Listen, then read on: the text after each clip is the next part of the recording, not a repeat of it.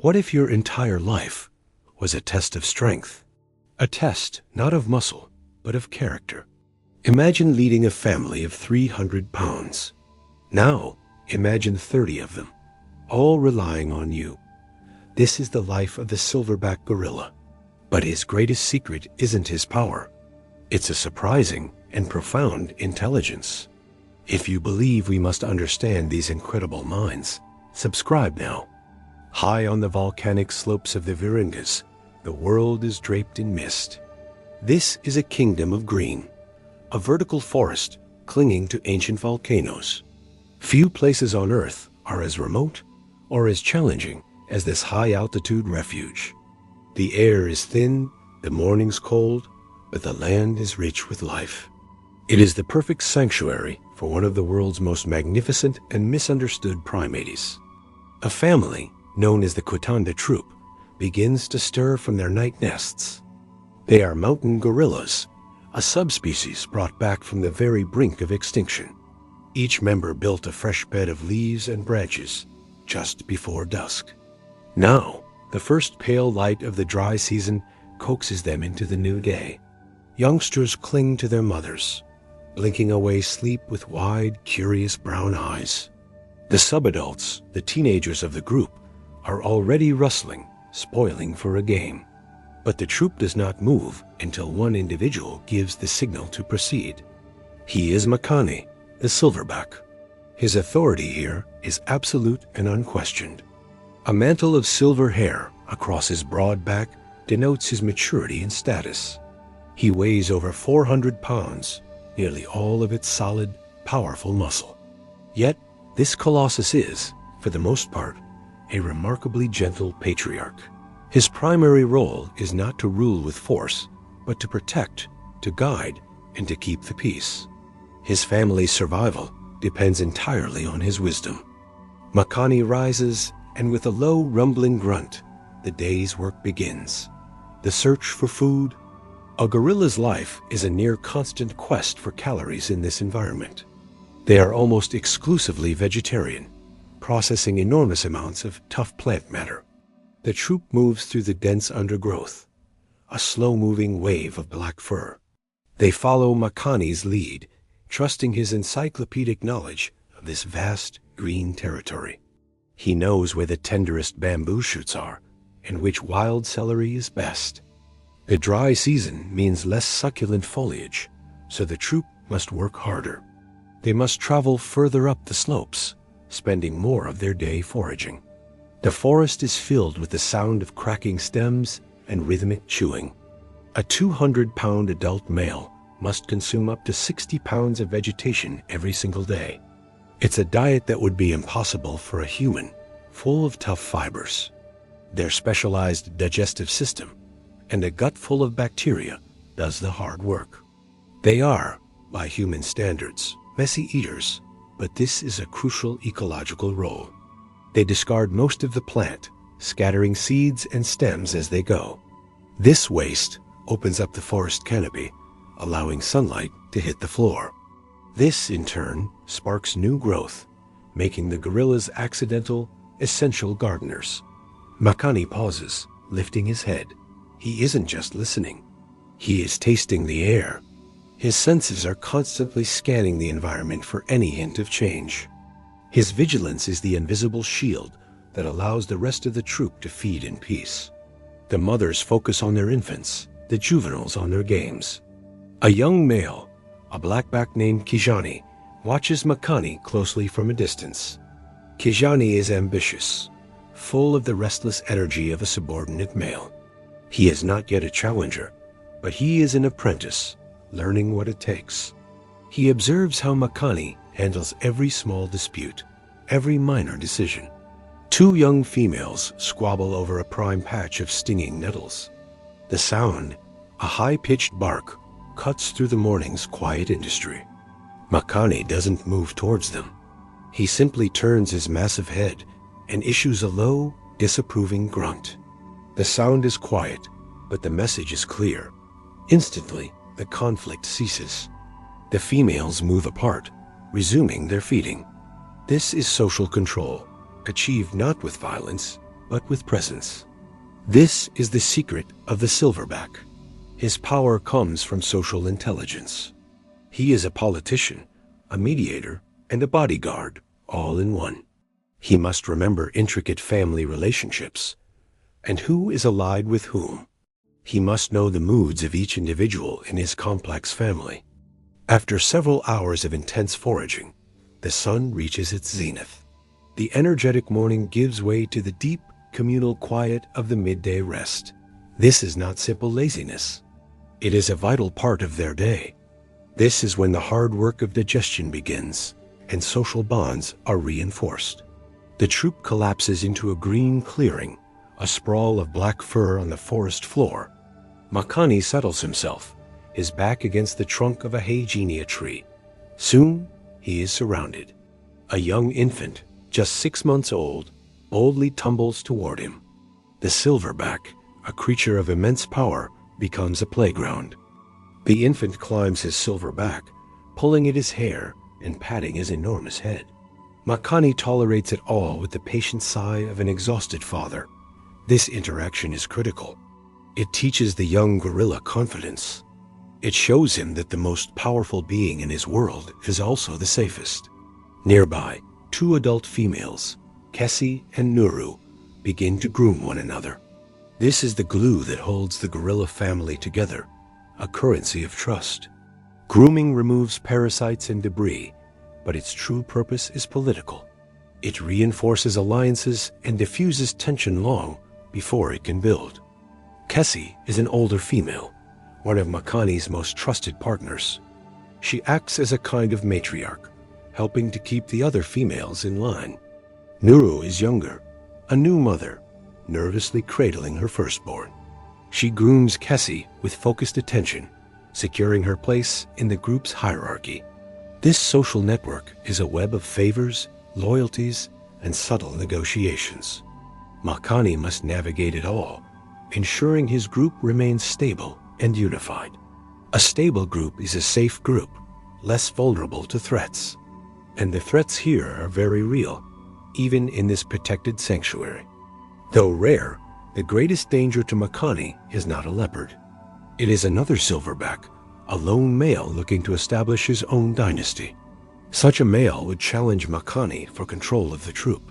If he won, he would likely kill the infants to bring the females back into estrus. This is the dark reality that underpins Makani's constant, weary vigilance. Every rumble in the forest, every snapped branch, must be investigated. Suddenly, Makani's head snaps up. His peaceful, dozing demeanor vanishes. He has heard something out of place in the jungle's rhythm. He rises to his full height, his dark eyes fixed on the bamboo thicket below. A low, warning rumble emanates from his chest, a vibration more felt than heard. The troop freezes. The infants stop playing and scramble for their mothers. The females gather behind him, their eyes wide with apprehension. Kijani, the young blackback, moves to Makani's side. He is not a rival now, but a soldier, ready to defend his family from the unseen threat. Makani waits. The silence in the clearing is total, a held breath. He analyzes the sound, the smell, the subtle shift in the forest's energy. Then he does something extraordinary. He pounds his chest. It's not a display of random aggression, but a precise, calculated signal. The sound is not a simple thud. It is a rapid, hollow, drumming sound. It is a sonic billboard, a declaration of his presence and his power. He is not just warning the intruder. He is communicating. I am here. I am strong. This territory is mine. My family is protected. Do not come closer. The chest beat echoes through the valley, a sound of profound authority. It is the audio signature of the dominant male, unique to him. From the thicket, there is a rustling, and then silence. The threat, whatever it was, has heard Makani's message and has decided to retreat. Makani holds his position for another long minute. Only when he is certain the danger has passed does he relax, letting out a short, sharp bark. It's the all-clear signal. The troop slowly resumes its rest. The mothers clutch their infants, and the tension bleeds away into the forest air. Kijani watches his leader with a new understanding. He has just seen a masterclass in diplomacy, a crisis averted without a single blow. This is the burden of leadership Makani carries every day. His mind is never at rest. He is constantly playing a high-stakes game of four-dimensional chess. He is managing internal politics, monitoring external threats, and remembering a mental map. This map includes hundreds of square miles of forest. He knows which trees will fruit, and when. He remembers where the rival troops prefer to forage, so he can avoid them and prevent conflict. His brain, like ours, is a complex organ of memory and prediction. But his success is not measured in wealth, but in the quiet, steady breathing of his sleeping family. As the afternoon light begins to fade, the air grows cooler. The midday rest is over. Makani gives another low grunt, and the family rouses. It is time for the second, shorter, foraging session of the day. They must eat enough to sustain them through the long, cold mountain night. The troop moves more quickly now, with a quiet purpose. They know the routine. Forage, and then find a secure place to build their night nests. Makani leads them to a dense stand of bamboo, a favorite evening meal. The sound of crunching shoots fills the air as dusk settles on the slopes. He eats, but his eyes never stop scanning. He is watching the females, checking on the infants, and keeping an ear on Kijani's movements. One of the infants, emboldened by the day, wanders too far from its mother. It is barely a few yards, but in this forest, isolation is danger. Before the mother can even react, Makani is there. He doesn't rush. He simply herds the infant. He uses his massive body to block its path. He nudges the youngster gently with his hand, guiding it back. His touch is precise, a 400-pound giant performing an act of delicate care. The mother retrieves her infant, offering a submissive rumble to Makani. It is a thank you, and an acknowledgement of his protective role. This is life, a constant, rolling series of small, vital actions. Each one, a thread in the complex tapestry of the troop's survival. As the last light drains from the sky, Makani leads them to a small clearing. It is time to rest. The troop begins its nightly ritual. Each gorilla, except for the infants who sleep with their mothers, builds a new nest. They bend branches, weave leaves, and create a soft, secure platform. This is a behavior passed down through generations. A clean bed prevents parasites and keeps them off the cold, damp ground, a crucial adaptation. Kijani builds his nest near the edge of the clearing, a perimeter guard. The mothers and infants build their nests in the protected center. Makani builds his nest last. He positions himself at the base of a large tree. It gives him a clear view of his family and the forest edge. One by one, the gorillas settle in. The forest, so full of sound by day, grows quiet. All that remains is the sound of breathing. Makani, however, is not yet asleep. He is listening. He listens to the night calls of the birds, the distant cry of a tree hyrax. He is listening for the snap of a poacher's snare. He is listening for the cough of a rival. He is the guardian, the anchor, the mind of the group. He has guided his family through another day in the dry season. He has found them food, kept them safe, and solved their disputes.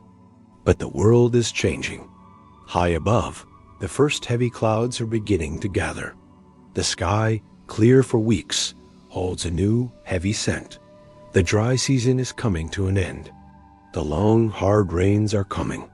And with them, a whole new set of challenges for this mountain family. Makani cannot know what the new season will bring. He only knows that he must be ready. He closes his eyes, but he never truly stops listening. His reign is a constant 24-hour burden. His family is safe for now, sleeping soundly in the heart of the Virunga Mountains. Tomorrow, the search for food begins again. The social games will be played again, and Makani, the silverback, will be watching over them all. The clouds Makani watched have broken. The dry season's dust is gone, washed away in a single violent night of thunder and flashing skies. This is the Gushiraro, the long rainy season. It is a time of profound transformation, bringing both life-giving relief and relentless new trials. The forest floor, once a dry and brittle carpet of leaves, is now a slick, muddy track. The very air, once thin and clear, is now thick. It hangs heavy with the smell of wet earth, ozone, and damp foliage. The world has changed. Makani and his troop must change with it. At first, the rain is a blessing. It coaxes new, tender shoots from the soil.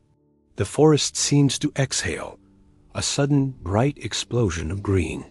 For the gorillas, this is a time of feasting.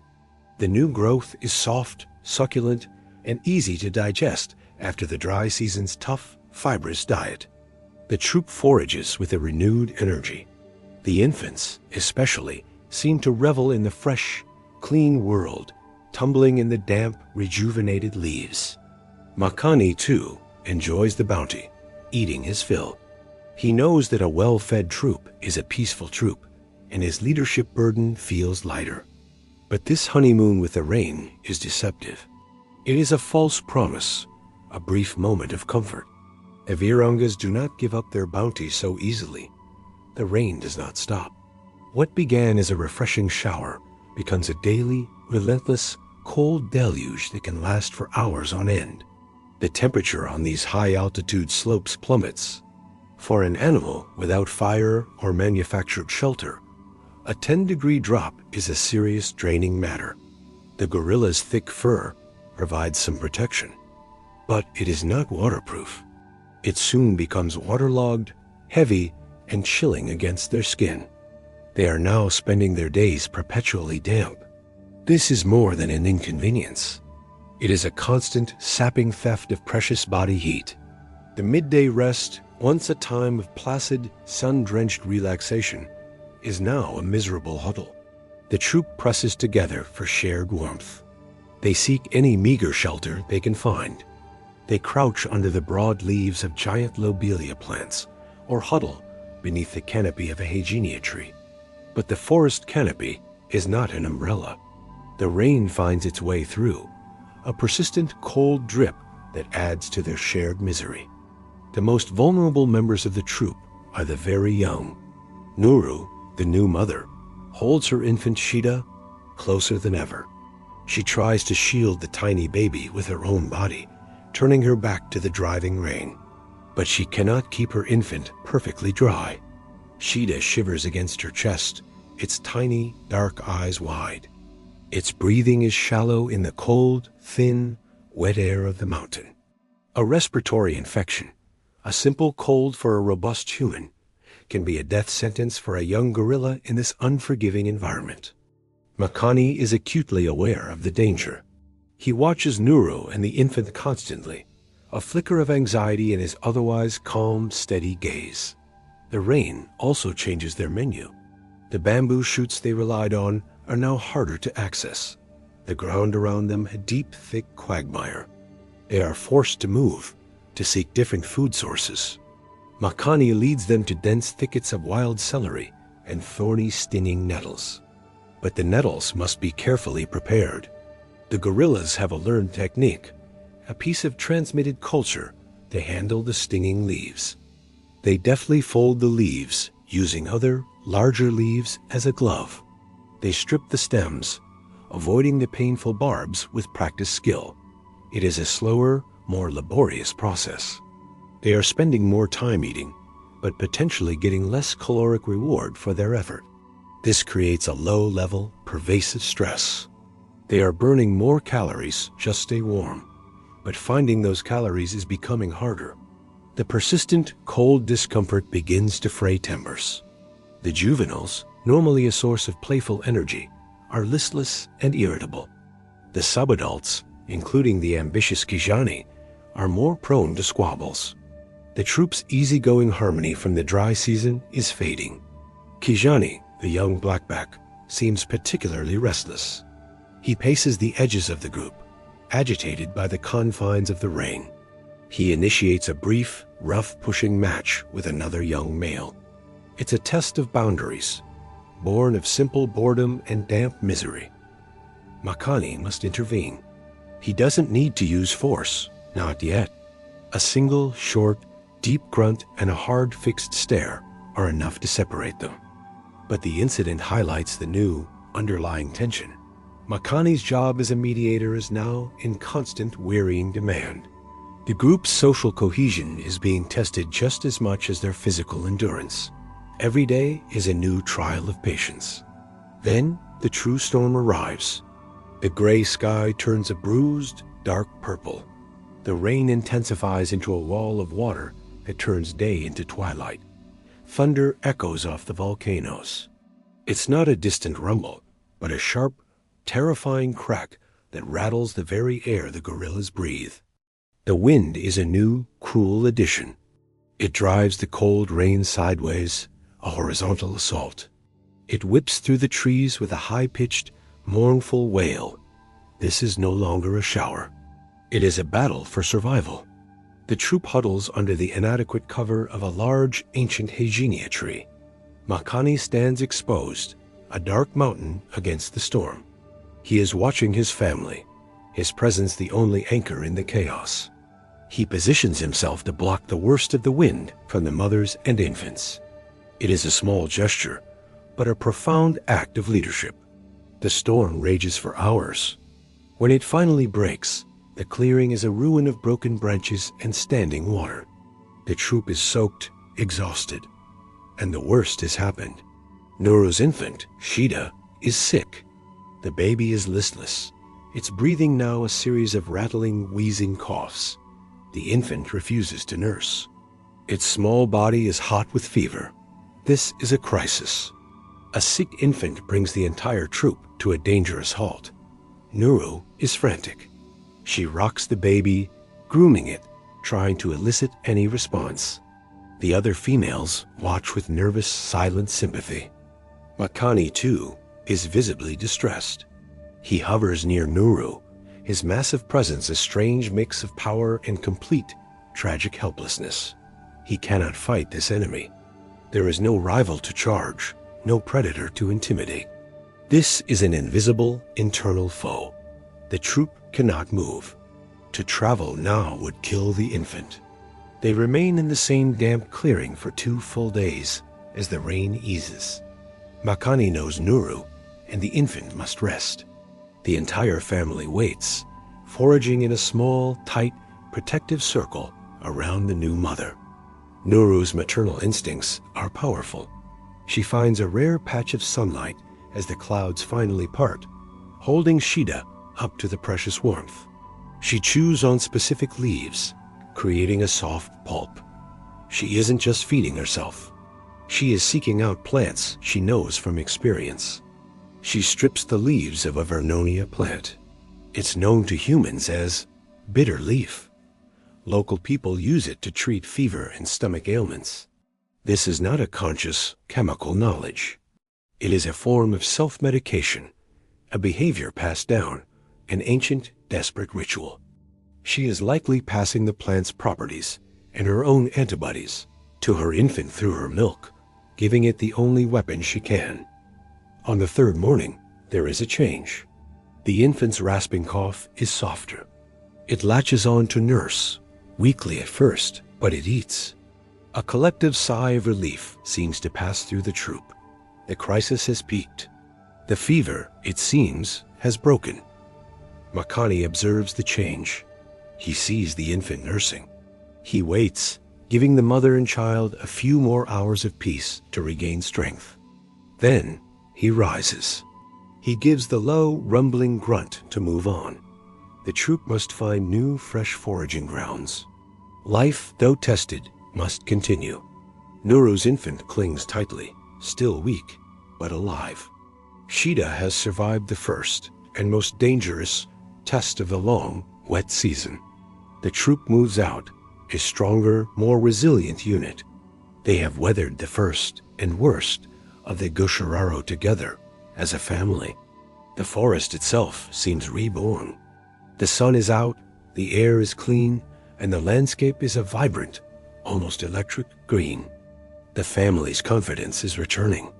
The juveniles, silent for days, even engage in a brief game of chase, their energy restored by the sun's warmth.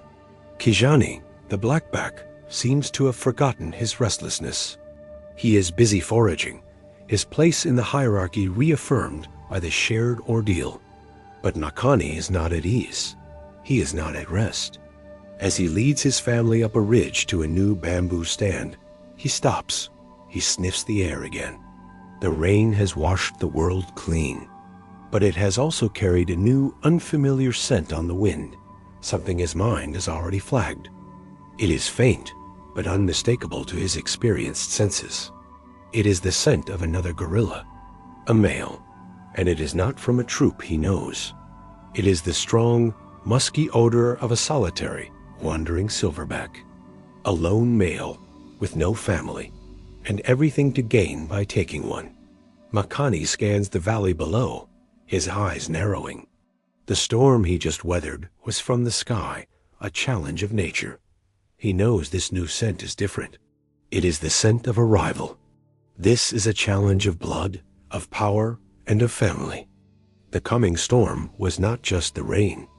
That was only a premonition. The true test of his reign is still to come. He lets out a low rumble, urging his family to move faster. The peace they have just reclaimed is already terribly fragile. The long rains have passed. The forest is a saturated, vibrant green, and the air is clean and cool. The slopes are bursting with life. The ordeal of the wet season, the sickness of the infant Sheeta, now seems like a distant, feverish dream. The troop is healthy, and the foraging is easy. Sheeta, the infant who was so close to death, is now a thriving, boisterous character. He tumbles and plays, a small, dark shape full of new energy. This time of abundance is a time of hope. And for Makani's troop, that hope is about to be made real in the most profound way. Kessie, the troop's calm, experienced matriarch, has been quiet for days. She has been eating with a singular focus, building her reserves. One morning, she moves to the edge of the clearing, slightly apart from the others. Makani watches her, his gaze soft but intensely protective. He knows what this means.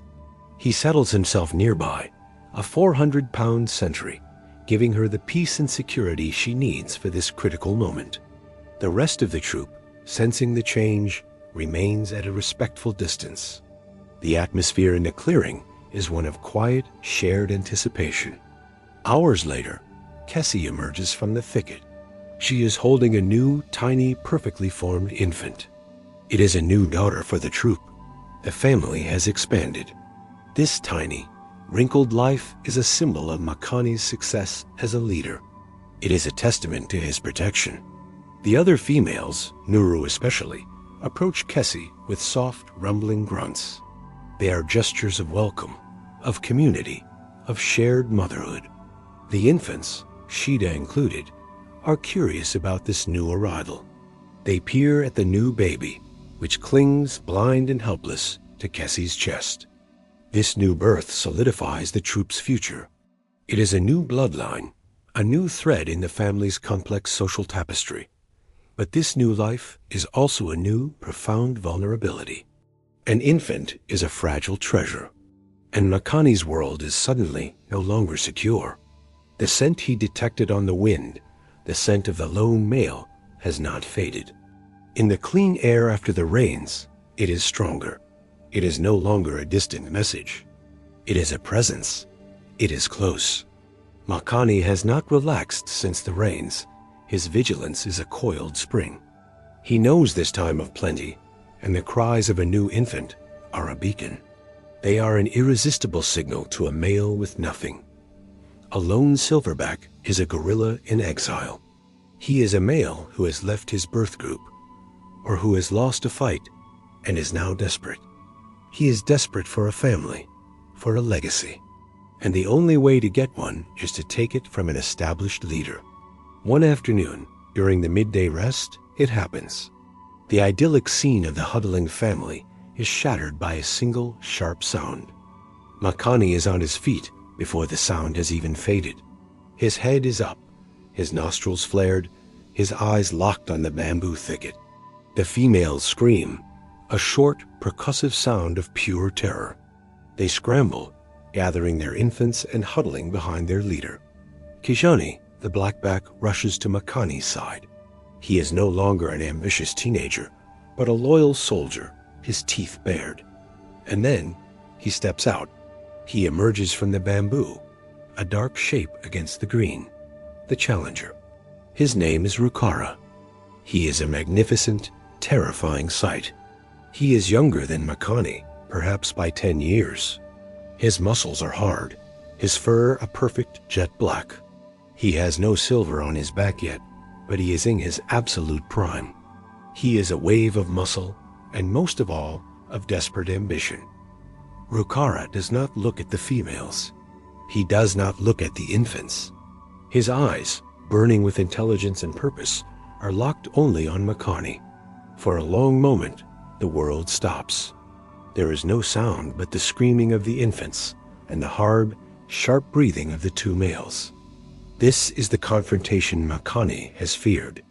This is the ultimate test, not of his wisdom, but of his raw physical power. Makani makes the first move. It is not an attack. It is a display. He stands to his full, towering height, a giant of the forest. He grabs a massive wild celery stalk and rips it from the ground. He tears it to shreds with his teeth, throwing the pieces in the air. He smashes the ground with his open palms. Then he pounds his chest. The boom, boom, boom is a deep, resonant, hollow sound. It is the sound of authority, of a mature, established king. It is a sonic warning, a biography of his power and his right to be here. It is a message. I am Makani. I am the ruler of this mountain. You will not pass. My family is mine. Rukara, the challenger, is not intimidated. He stands his ground. And then he gives his own terrifying answer. He, too, rises. He, too, tears at the vegetation. He is a blur of destructive energy, ripping a young sapling from the earth, roots and all. And then he beats his chest. His sound is different. It's not the deep boom of Makani. It's a fast, high-pitched, cracking THWA. It is the sound of youth, of arrogance, of a male with nothing to lose and everything to gain. It is a direct, brutal, insulting reply. The two silverbacks begin to circle each other. They are two massive, dark planets, locked in a tightening gravitational pull. They are huffing, a sound like a blacksmith's bellows. They are walking on all fours, but with a stiff-legged, strutting gait to emphasize their size. Makani's mind is racing. He must protect Kessie's newborn. He must protect Shida. He must protect Nuru. He must protect his entire world. Rukara's mind is simple. He must get past this old male. He must scatter the troop, find the females, and claim his prize. He knows the dark, terrible secret of guerrilla succession. If he wins, he will kill the infants. He will kill Shida. He will kill Kissie's newborn. This is infanticide. It is a brutal but effective evolutionary strategy. It brings the females back into estrus, ready to bear his children. Makani is not just fighting for his family. He is fighting for the lives of his children. He is fighting for his genetic future. Rukara sees a flicker of movement. Kessie, clutching her newborn, is trying to retreat further into the thicket. It is the opening he wants. He feigns a move toward Makani, then, with shocking, explosive speed, he charges. But he is not charging Makani. He is running, low to the ground, a 400-pound missile aimed directly at the females. His goal is to scatter them, to isolate Kessie. Makani has been waiting for this. He anticipates the move. He cannot be faster than Rukara, but his experience gives him a crucial half-second advantage. He does not run. He intercepts. He moves sideways, placing his own massive body directly in the path of the charging challenger. The collision is absolute. It is a sound the forest has never heard. It is a sound of thunder, a crack of bone on bone. The two silverbacks are a tumbling, roaring, screaming mass of black fur. The ground shakes. The jungle erupts in a cacophony of terror. This is not a clean fight. There are no rules. This is a battle for survival. They are biting, scratching, and tearing. Gorilla canines are long and sharp, as dangerous as any leopards. They are weapons designed for one purpose, this exact, terrible moment. Makani has the weight and experience. He is a wall of pure, defensive power. He is trying to get a hold to pin Rukara. Rukara has the speed and the desperation. He is a whirlwind of teeth and nails, trying to land a crippling, disabling blow. The females are screaming, lost in the bamboo. They are in a state of panic, trying to find safety, but there is nowhere to go. Kijani, the blackback, is frantic. He wants to help his leader. He darts in, biting at Rukara's flank. A brave but foolish move. Rukara, with a furious backhanded swipe, sends Kijani flying. The young male hits a tree and slumps, momentarily stunned. This is a fight for silverbacks only, and Makani is in trouble. Rukara is faster. He has landed a deep, slashing bite on Makani's shoulder. Blood, bright red against the black fur, is streaming down Makani's arm. He roars, a sound of both pain and undiluted, pure rage. The fight has shattered the peace. It has turned this green sanctuary into a battlefield, a place of violence and terror. Makani is tiring. The defense of his family, the long, vigilant nights, the stress of the rains, it has all taken a toll. Rukara is fresh. He is fueled by a singular, obsessive purpose. He sees the blood, and it makes him bolder. He lunges again, aiming for Makani's neck. Makani catches him. The two are locked, chest to chest, a stalemate of unimaginable power. Makani is holding the challenger at bay, but his strength is fading. The wound in his shoulder is a deep, agonizing, fiery pain. Rukara breaks the hold and lunges again. Makani stumbles, falling backward. For a heart-stopping second, the king is down. The forest falls silent. The females watch, paralyzed by horror. Kessie clutches her newborn, her eyes wide with the certainty of her child's death. Rukara stands over Makani, his chest heaving. He has won. He raises his head to issue a victory roar. But Makani is not a king who gives up his throne. He is a father. He is a protector. And he is not finished. With a roar that comes from the very core of the volcano, Makani explodes upward. He is not fighting for a territory. He is fighting for his family. He lungen in, his teeth bared, ready to make his last, desperate stand for everything he has ever known. The battle is not over. It has just entered its most brutal and its most final stage. The troop's fate hangs in the balance. Makani's lunge is not one of aggression, but of pure, desperate defense. He is a father protecting his children from the ultimate, terrible threat. He meets Rukara's charge, not with speed, but with the unyielding, immovable weight of his experience and his responsibility. The two silverbacks lock in a final, brutal embrace. This is no longer a display. It is a primal, ugly brawl for the troop's very existence. Makani, bleeding and exhausted, has one advantage. He is not fighting for a prize. He is fighting to prevent an annihilation. He sinks his canines deep into Rukara's arm. The challenger roars in pain and shock. This is not the easy victory he had imagined. Rukara is younger, faster, and stronger. But Makani has a will forged in the years of protecting this family. He will not, cannot lose. The challenger feels Makani's unyielding grip. He feels the old male's absolute, terrifying resolve. He knows this fight may cost him his life, and for a lone male, a serious injury is a death sentence. Suddenly, the prize is not worth the cost. His ambition evaporates. Rukara tears himself free, his arm bleeding. He gives one last hateful look at Makani, a look of thwarted ambition. Then he turns and flees. He crashes through the bamboo, a dark shape of defeat, vanishing as quickly as he arrived. The clearing is suddenly, profoundly silent. The only sound is Makani's breathing, a harsh, ragged, desperate gasping for air. He is heaving, his massive chest rising and falling. Blood flows freely from the deep, jagged wound on his shoulder. He does not collapse. He stands, swaying slightly, and rises to his full height.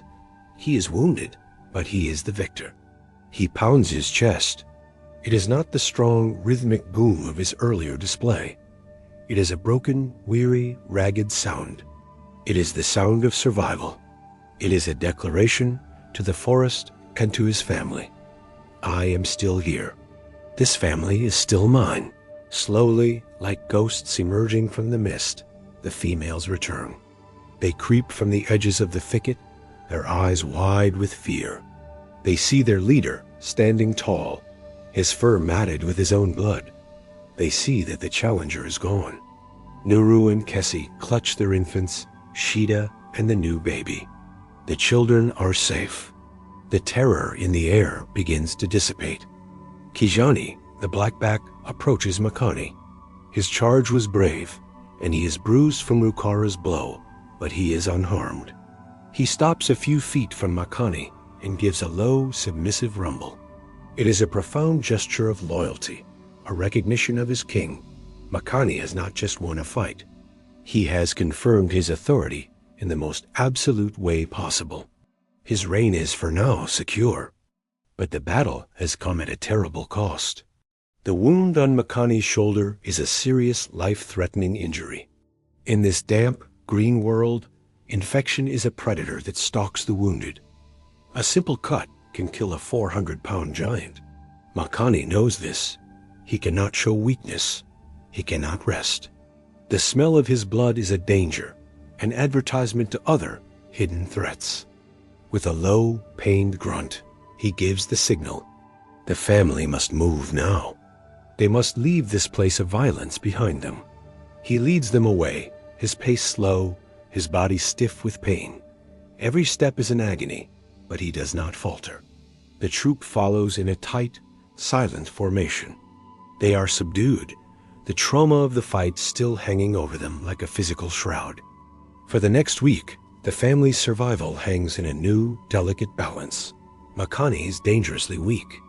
He spends the long midday rests not sleeping, but tending his wound. He meticulously licks the gash, using his saliva's antiseptic properties. He is self-medicating, just as Nuru did. He seeks out the leaves of the wild rubus bush, a relative of the raspberry. He chews them slowly. The leaves are rich in tannins, natural astringents that help to clean the wound and staunch the bleeding. This is a quiet, desperate, intelligent fight against an invisible enemy. The troop seems to understand. They are quiet and they are patient. And something remarkable happens. Kijani, the ambitious blackback, steps into a new role. He does not challenge the wounded king. He protects him. He becomes Makani's vigilant lieutenant. He forages near his leader, acting as his eyes and ears. He patrols the perimeter of the resting group, a clear warning to any new threat. He is guarding his leader, his family, and his own future. Kijani has learned the most important lesson of leadership. It is not about the glory of the fight. It is about the burden of protection. He has seen the true, bloody cost of what it means to be a silverback. And in this, he has truly begun his apprenticeship. Slowly, day by day, Makani's strength returns.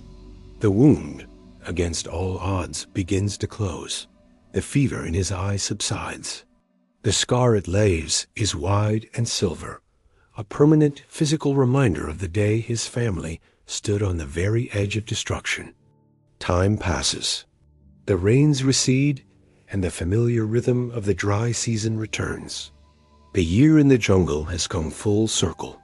The Quitanda troop is foraging high on the slopes in a sun-dappled clearing.